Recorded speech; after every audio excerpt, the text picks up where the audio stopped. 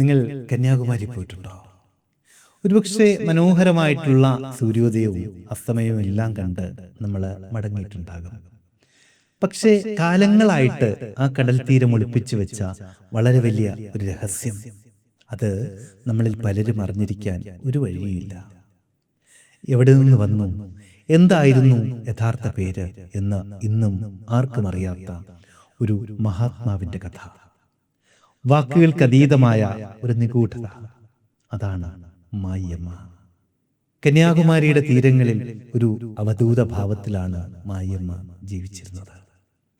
അവരെ ഒരിക്കൽ കണ്ടവർക്ക് പോലും ആ തീക്ഷ്ണമായ കണ്ണുകളും അതിൽ നിറഞ്ഞ കാരുണ്യവും ഒരിക്കലും മറക്കാനാവുമായിരുന്നില്ല.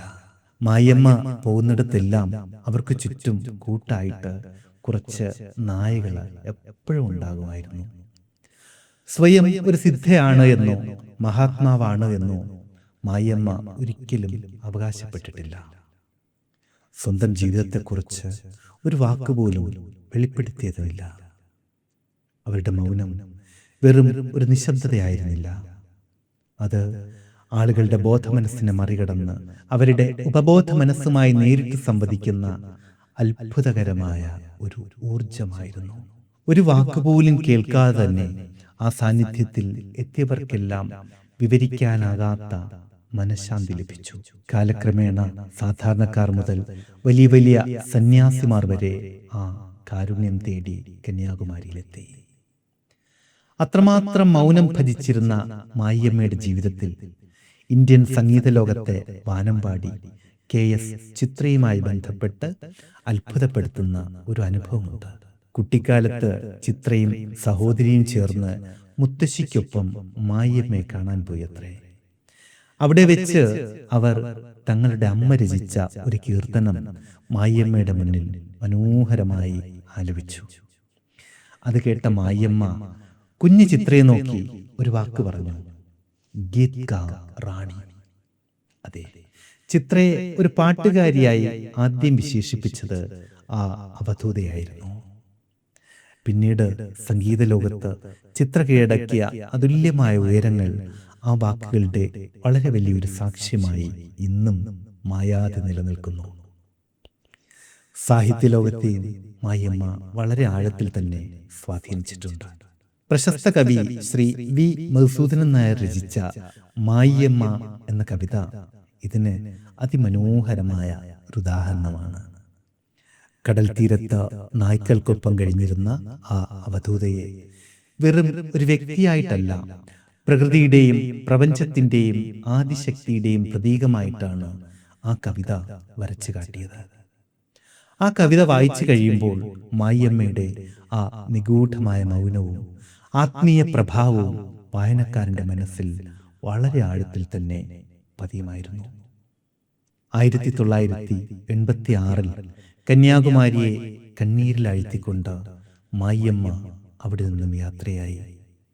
വിശ്വസ്ത ശിഷ്യനായ രാജേന്ദ്രനോടൊപ്പം അവർ സേലം, ഏർക്കാട് പ്രദേശത്തേക്കാണ് പോയത് എന്ന് പറയപ്പെടുന്നു. അവിടെ 6 വർഷങ്ങളോളം താമസിച്ചതിന് ശേഷം 1992 ഫെബ്രുവരി 9 മായിയമ്മ മഹാസമാധി അടഞ്ഞു. ഇവിടെ പലർക്കുമുള്ള ഒരു തെറ്റിദ്ധാരണ നമ്മൾ തിരുത്തേണ്ടതുണ്ട്. മായിയമ്മയുടെ യഥാർത്ഥ ജീവസമാധി തമിഴ്നാട്ടിലെ സേലം ജില്ലയിലെ ചിന്നക്കൊല്ലപ്പെട്ടിയിലാണ് ഉള്ളത്. കന്യാകുമാരി ബീച്ചിന് സമീപമുള്ള അതിരുൾത്തിരു മായിയമ്മ കോവിൽ അവർ ഭൂരിഭാഗം സമയവും ചെലവഴിച്ചതിൻ്റെ ഓർമ്മയ്ക്കായി നിർമ്മിച്ച ഒരു സ്മാരകം മാത്രമാണ്. അതുപോലെ കന്യാകുമാരിക്ക് സമീപമുള്ള കൊട്ടാരം പ്രദേശത്ത് സ്ഥിതി ചെയ്യുന്ന സമാധി മന്ദിരം, അത് ഈ മായിയമ്മയുടേതല്ല. അത് 1936 മരുത്വാമല അടിവാരത്തിൽ ജീവിച്ചിരുന്ന ആദി മായിയമ്മ എന്നറിയപ്പെടുന്ന മറ്റൊരു യോഗിനിയുടേതാണ്. ചരിത്രരേഖകൾ വളരെ കുറവായതുകൊണ്ട് തന്നെ മായിയമ്മയുടെ ജീവിതം ഇന്നും രഹസ്യങ്ങൾ നിറഞ്ഞതായി തുടരുന്നു. പക്ഷേ കന്യാകുമാരിയുടെ തീരത്ത് മൗനമായി നടന്ന ആ ദിവ്യചൈതന്യത്തിന്റെ സാന്നിധ്യം ഇന്നും അനേകായിരം ഭക്തരുടെ ഹൃദയങ്ങളിൽ ജീവിക്കുന്നു. ജീവിതത്തിൽ എന്നെങ്കിലും ഇതുപോലെ വാക്കുകൾക്കതീതമായ ഒരു ശാന്തി, അല്ലെങ്കിൽ ഒരു പോസിറ്റീവ് എനർജി ഏതെങ്കിലും ഒരു വ്യക്തിയിൽ നിന്നോ ഏതെങ്കിലും ഇടങ്ങളിൽ നിന്നോ നിങ്ങൾ അനുഭവിച്ചിട്ടുണ്ടോ? നിങ്ങളുടെ അനുഭവങ്ങളും മായമ്മയെക്കുറിച്ചുള്ള കൂടുതൽ അറിവുകളും തീർച്ചയായും ചുവട്ടിൽ കമന്റ് ബോക്സിൽ പങ്കുവയ്ക്കൂ. ഈ വിഷയം ഇഷ്ടമായെങ്കിൽ ലൈക്ക് ചെയ്യാനും ഈ വിഷയത്തിൽ താല്പര്യമുള്ള നിങ്ങളുടെ ഒരു സുഹൃത്തിന് വീഡിയോ ഷെയർ ചെയ്യാനും മറക്കരുത്.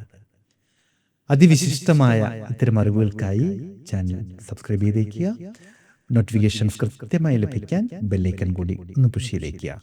അപ്പോൾ വളരെ വ്യത്യസ്തമായ മറ്റൊരു വിഷയത്തിലൂടെ വീണ്ടും കണ്ടുമുട്ടാമെന്ന ശുഭപ്രതീക്ഷയോടുകൂടി തൽക്കാലം ഇവിടെ പറഞ്ഞു പിരിയുന്നു. സ്നേഹപൂർവ്വം, അശോക് നാരായണൻ.